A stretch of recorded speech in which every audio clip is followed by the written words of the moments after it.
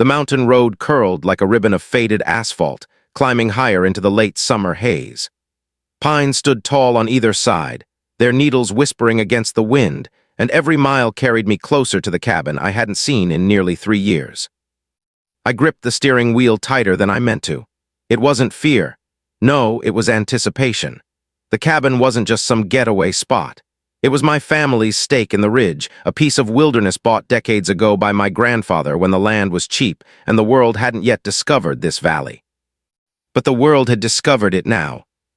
Halfway up the ridge, I passed what used to be a sleepy dirt trail. Instead, a freshly paved cul-de-sac stretched across the clearing. Cookie-cutter mansions perched against the slope, each with perfect driveways, flagpoles, and polished SUVs. An iron sign stood at the entrance, gaudy and oversized. Summit Pines, a gated HOA community. I slowed the truck and stared. HOA? Up here. On the ridge my family had walked, hunted, and lived on since before I was born. Something twisted in my gut. I shook it off and kept driving, tires crunching on gravel as the asphalt disappeared behind me. The further I climbed, the more the mountain reclaimed itself. Trees closing in, no more manicured lawns, no more street lamps. Just wilderness, just the way I remembered it. At last, the cabin appeared through the trees. Weather-worn but sturdy, its cedar logs glowed gold in the sunset. The stone chimney was chipped, the porch sagged in places, but it was home, my family's home.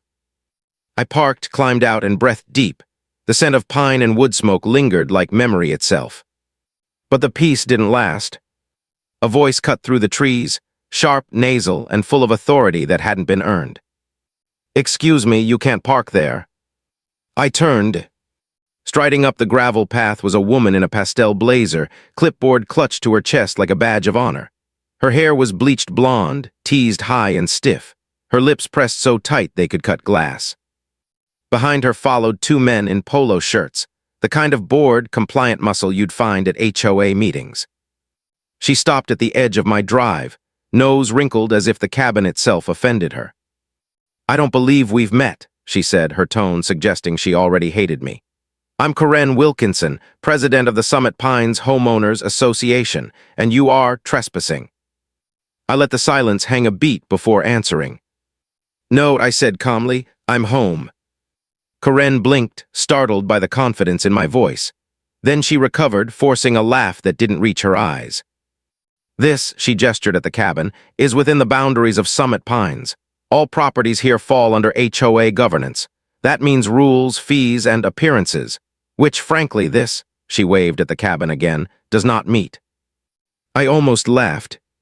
"This cabin was built by my grandfather in 1968, I said, "on land that's been in my family since before you could spell HOA. I don't pay your fees, and I don't take your orders." Her smile vanished.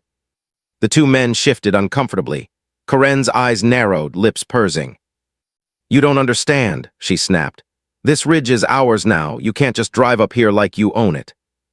I stepped forward, closing the distance. My boots crunched on gravel, and for the first time she looked up at me instead of down. "That's where you're wrong," I said. "I do own it." Her face flushed crimson.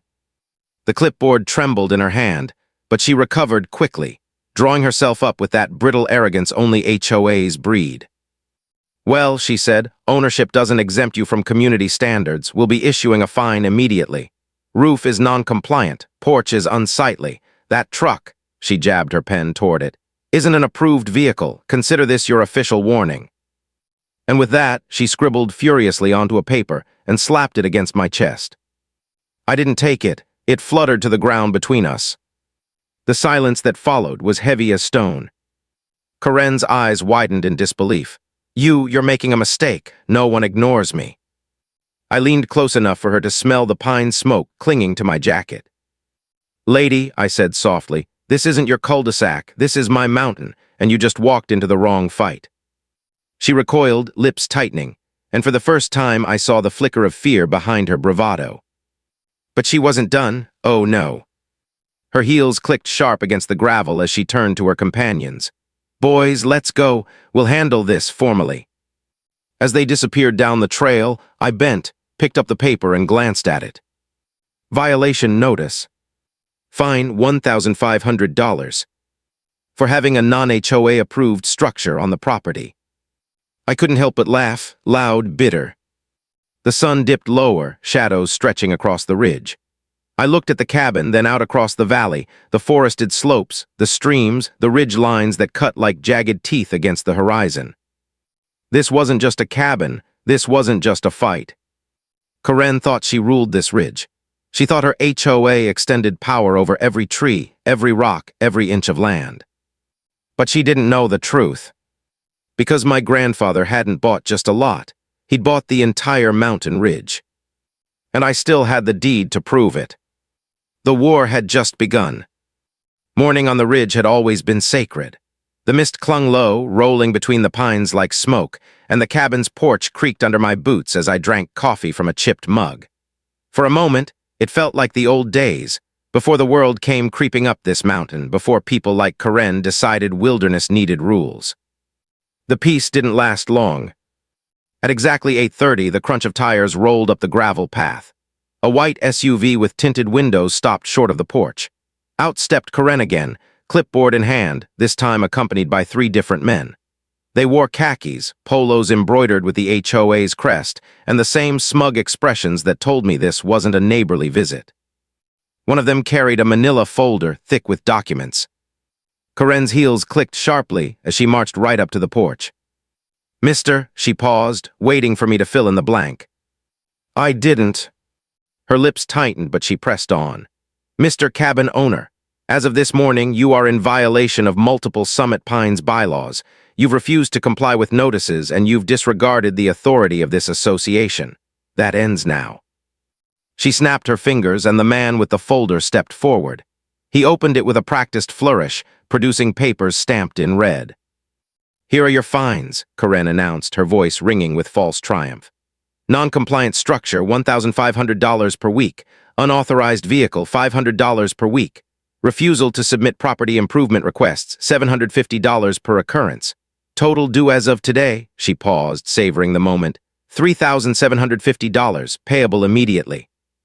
She held out the paper like she was serving me a royal decree. I didn't even look at it.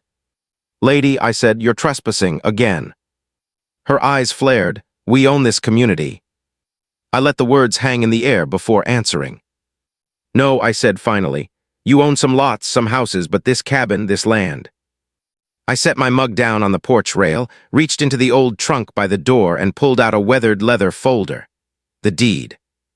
I opened it slowly, deliberately, and laid it flat across the porch railing so they could see the embossed county seal, the surveyor's lines stretching far beyond this cabin. "This," I said, tapping the page, "isn't just a deed to a cabin lot. This is title to the entire ridge, every acre, every tree, every stream. My grandfather bought it in 1968, and it's been passed down ever since. You can pave your cul-de-sacs, you can build your houses, but you don't own this ridge. I do." The silence that followed was thick enough to choke on. The men glanced at one another, suddenly less certain. But Karen wasn't the type to back down. Her laugh was brittle, high-pitched. "Paper doesn't mean anything if the community doesn't recognize it," she snapped.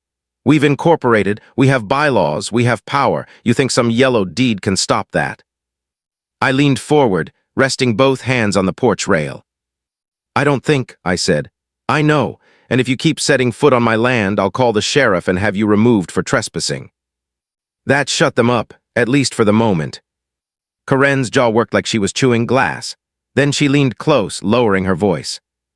"You have no idea who you're dealing with," she hissed. "I built this community, I control it, and I will bury you in fines, in lawsuits, in paperwork until you choke. We'll make your life here impossible." Her eyes were wild now, glittering with something beyond arrogance, something closer to obsession. I smiled, calm as stone. "Try it." For a moment she froze. Then she snapped the folder shut, spun on her heels, and stormed back to the SUV. The men followed like obedient dogs. Gravel spit from the tires as they tore down the road. I watched them go, sipping my coffee. The war had shifted. This wasn't about one cabin anymore. This was about power, and Karen had just declared she'd use every weapon at her disposal. But she hadn't realized. Neither paper nor fines nor threats could erase the truth. The ridge was mine. The next week was quiet, too quiet. No cars up the gravel, no knocks on the door. Just the stillness of the mountain broken only by the wind in the trees. Until the mail arrived. A thick envelope stuffed with printed notices, each one more ridiculous than the last. Violation, lawn not maintained. Violation, exterior color scheme non-compliant. Violation, cabin does not meet minimum square footage. Each carried fines, hundreds, sometimes thousands, stacking into absurdity. I tossed them onto the kitchen table, shaking my head. This was Karen's game, drown me in paper, wear me down until I either bent to her will or left. But she didn't know me. I'd spent years overseas managing contracts in war zones where corruption flowed thicker than oil. I'd seen men try every trick to cheat, threaten, and intimidate. And I'd learned one thing: paper only has power if you let it. Still, something gnawed at me. How had she gotten this far? HOAs didn't just appear overnight. They needed structure, lawyers, county approval. Someone had backed her. Someone had helped her carve this ridge into lots, pave roads, and slap rules on wilderness. And if she thought she could stretch her claws over my land, then somewhere, somehow, her paperwork overlapped with mine. I needed proof. So I drove down to the county records office. The clerk, a tired man with glasses slipping down his nose, shuffled through dusty files as I slid the old deed across the counter. Original purchase 1968. Ridgeline survey, county seal, looks solid, he muttered. He typed into his computer, clicking through screens. But my stomach tightened. What? He rotated the monitor toward me.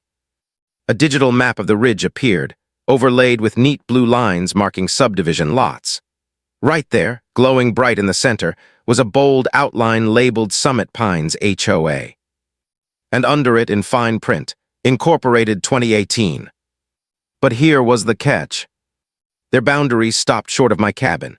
The survey lines bent around it like a bubble, cutting the ridge in half. On one side, the HOA's world. On the other, mine. I leaned back, exhaling slowly.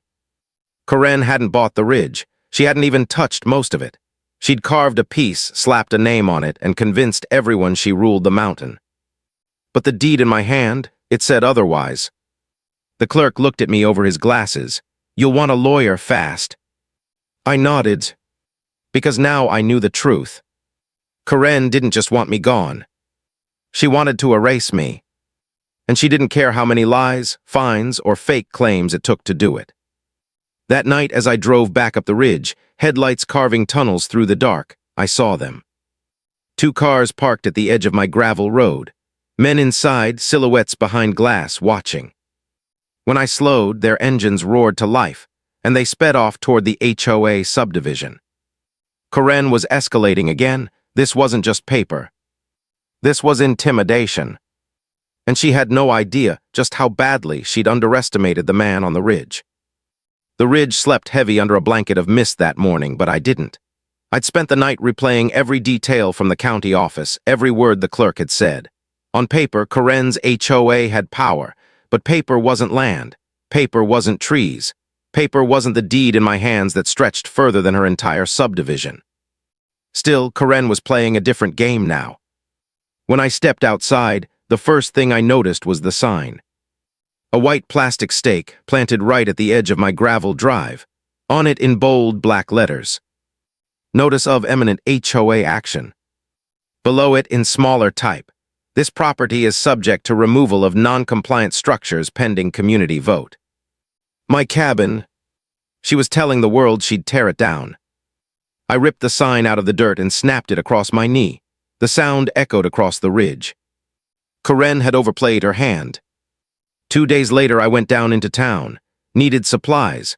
Coffee, gas, a stack of plywood to shore up the porch before winter. That's when I started hearing it, the whispers. At the feed store, a clerk asked if I was that cabin guy causing trouble. At the gas station, 2 men in HOA polo shirts muttered near the pumps, cutting their eyes toward me. Even the diner waitress, a woman I'd known since high school, hesitated before pouring my coffee. She says you're refusing to follow the rules, she whispered, glancing around as if Karen herself might be listening. She's telling folks you're dangerous, that you've threatened her. I stared into my cup, steam rising in twisting shapes. Karen wasn't just drowning me in fines. She was poisoning the well, turning the whole town against me. That night it got worse. I was stacking firewood when headlights washed over the cabin. A truck idled at the tree line. 3 men stepped out, hoodies, hands buried deep in pockets. They didn't say a word, just stood there watching. I reached for the axe sunk into the woodpile and let it rest across my shoulder. "Evening, boys," I called. Silence. Then, after a long pause, they climbed back into the truck and rolled away. The message was clear. Karen was testing me, seeing how far I'd bend before I broke. But she still hadn't learned. You don't intimidate a man who grew up on this ridge. The next morning I made calls, not to the sheriff, though I considered it, but to an old friend. Mike had been my roommate back in college, before law school carried him into the world of property litigation. He was slick, sharp, and most importantly, he hated bullies. "HOA trouble?" he said over the phone, his voice carrying that mix of amusement and disbelief only a lawyer can manage. "Brother, you always did attract the crazy ones." "You want the short version?" I asked. "Hit me." So I laid it out, the deed, the subdivision, Karen's fines, her intimidation. When I finished, there was silence on the line. Then Mike chuckled. "She's bluffing, sounds scary, sure, but she's bluffing. If your deed covers the ridge, her jurisdiction ends where your property line begins, period." "She's not acting like it," I muttered. "Because she's betting you don't know your rights," Mike said. "Classic HOA president move, scream the loudest until everyone folds, but you've got the nuclear option in your pocket." I frowned, "Which is?" "The survey," he said simply. "Commission a new one, certified, updated. Once you prove those boundary lines, you'll crush her entire claim. You want to shut Karen down. You don't fight her with words, you fight her with maps." It clicked in that moment. She had power because people believed her boundaries were real. If I showed otherwise, her empire would crumble. "Do it," I said. "I'll set it up," Mike replied. "But brace yourself. Once she realizes she's losing ground, she'll come after you harder." I hung up and stared out across the ridge. The pines swayed, endless and silent. Harder didn't scare me. The retaliation came faster than expected. The very next day, 2 county inspectors showed up at the cabin. Clipboards, hard hats, reflective vests, the whole bureaucratic parade. "We've had reports of code violations," one of them said, eyes scanning the porch. "Unsafe structure, fire hazard, possible sewage issues." I laughed. "Let me guess, Karen sent you." He didn't answer, just kept scribbling. "Gentlemen," I said evenly, pulling the leather folder from my jacket. "This cabin is not under HOA jurisdiction, it's under county. And as of last week, taxes are paid in full, permits are up to date, and there is no violation on record. You want to poke around? Fine. But when you're done, I expect a signed statement clearing this property." They hesitated, exchanged glances, then went about their business, checking foundations, measuring porch beams, even peering into the outhouse like raccoons. When they finally left, they had nothing, not a single citation. Karen's first attempt to weaponize the county had failed. But I knew she wouldn't stop there. That evening, as the sun bled red across the horizon, I heard the crunch of tires again. Karen herself, marching up the drive with a man in a tailored suit. She didn't even bother with pleasantries this time. "You think you're clever," she snapped, eyes wild. "You think a piece of paper protects you? This," she gestured at the cabin, "is an eyesore. It drags down property values. It will be removed." The man in the suit cleared his throat. "I'm counsel for Summit Pines. We are prepared to file for adverse possession, claiming abandonment of this structure due to years of disuse." I almost laughed in his face. "Abandonment?" I said. "Buddy, I pay taxes here every single year. I've maintained this land since before your HOA existed." Karen's lips curled into a smile. "We'll see what a judge thinks." I stepped down off the porch, closing the distance. The suit stiffened, but Karen stood her ground. "You've made this personal," I said, voice low and steady. "And that's your mistake, because I'm not leaving, not today, not ever. And when I'm done, the only thing you'll own up here is regret." Her smile faltered just a fraction. Then she spun on her heel, dragging her lawyer back toward the SUV. "Enjoy it while it lasts," she called over her shoulder. "This mountain will be mine." The engine roared to life, and they disappeared down the road.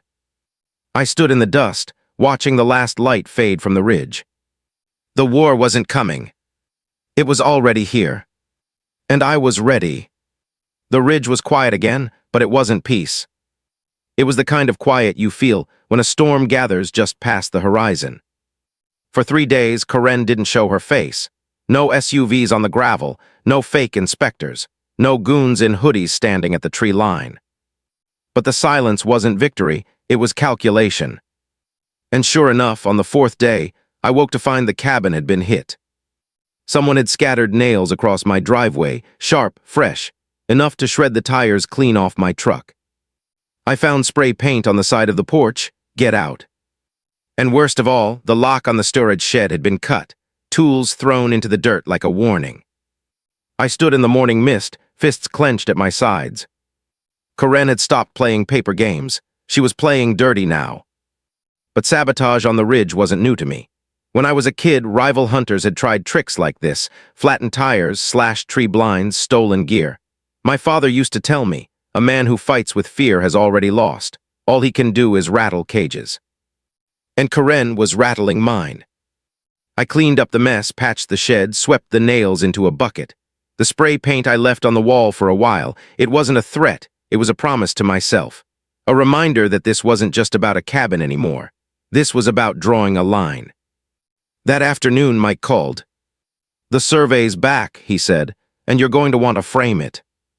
I drove down to his office in town, tucked above a hardware store. He spread the documents across the table, crisp and clean, with county seals shining in blue ink. Every line of the map confirmed what I already knew. My deed stretched across the ridge, wrapping around Summit Pines like a fence. Their houses were boxed in, but the ridge itself, the backbone, the land that mattered, was mine. "Legally airtight," Mike said, tapping the papers. "They can throw whatever they want at you. It won't stick. If they push, you countersue for harassment and damages. You'll bury her." I exhaled slowly, the weight lifting from my shoulders. "So what's the next move?" I asked. He leaned back, smirking. "You let her dig her own grave. Trust me, people like Karen can't help themselves. She'll overreach. And when she does, we'll slam the door." I nodded. Because he was right. Karen wasn't going to stop until she thought she'd won. And that's when she'd lose. 2 nights later, the trap snapped. I was chopping wood when I saw lights through the trees, brighter than headlights, flickering like fire. I dropped the axe and ran. Down near the edge of the HOA boundary, a dumpster fire burned, smoke curling high into the night. The flames licked dangerously close to the dry grass. Karen stood there with 2 of her polo shirt henchmen, arms crossed, smirking in the glow. "Accident," she said sweetly as I stormed up. "But look how dangerous this place is. One spark and the whole ridge could go up. Maybe this cabin isn't safe after all." "You set this fire," I growled. "Prove it," she snapped back. "By the time the county hears about this, your cozy family shack will be condemned as a hazard. And then," she smiled wide, "we'll vote to remove it for the good of the community." Her men chuckled. I took a step forward, but Karen didn't flinch. "Careful," she whispered. "One wrong move and you'll be the one in cuffs. I've already told people you threatened me. They'll believe it."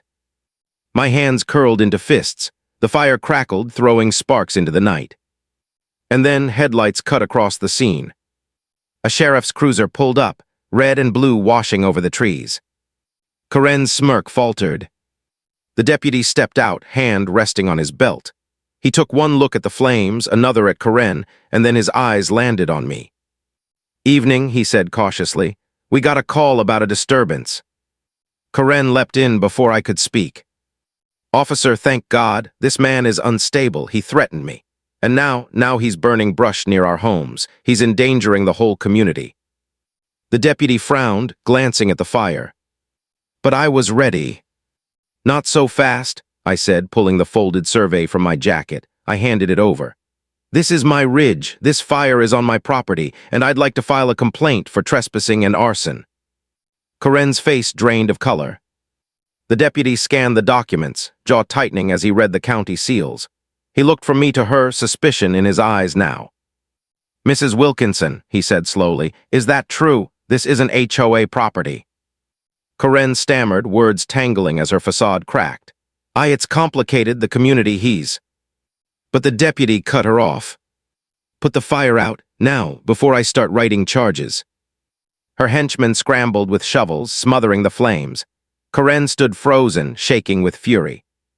When it was done, the deputy handed me back the survey. "Sir," he said, "if this happens again, call us directly. No one touches your property without permission." Karen's eyes burned holes through me as the cruiser drove away. She wanted to scream, to claw, to win, but for once she was powerless. I stepped closer, voice low so only she could hear. "You just lost your bluff," I said.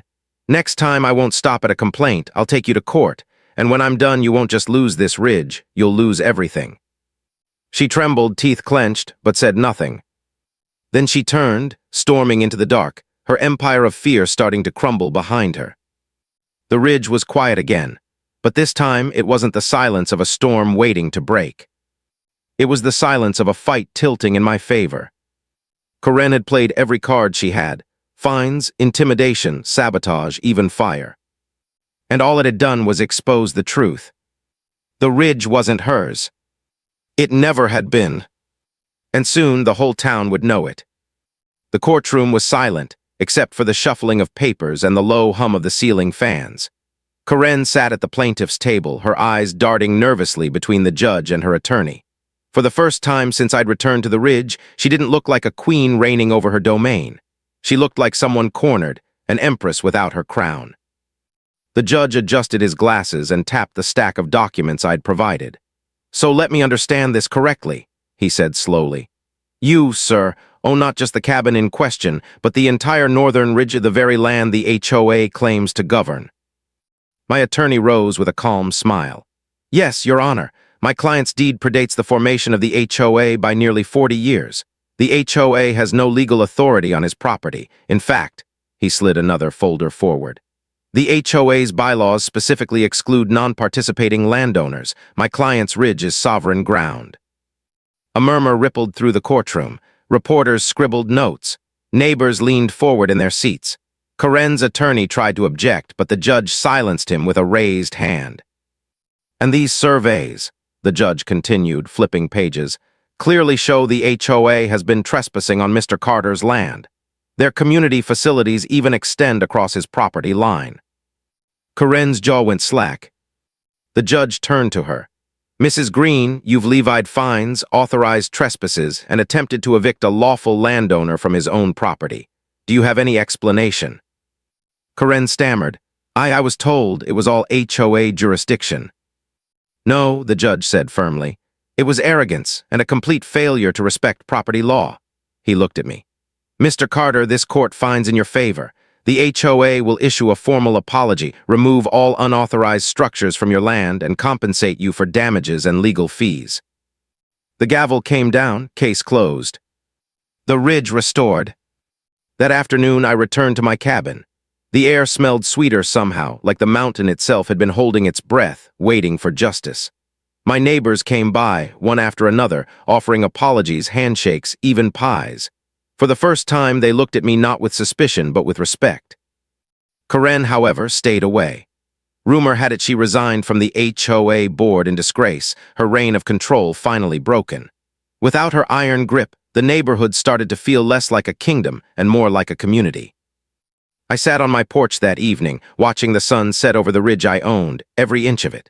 The mountains glowed gold and red, vast and untouchable. This wasn't just about land anymore. It was about freedom, legacy, and the reminder that sometimes the smallest cabin can hold the biggest weight of truth. The final visit.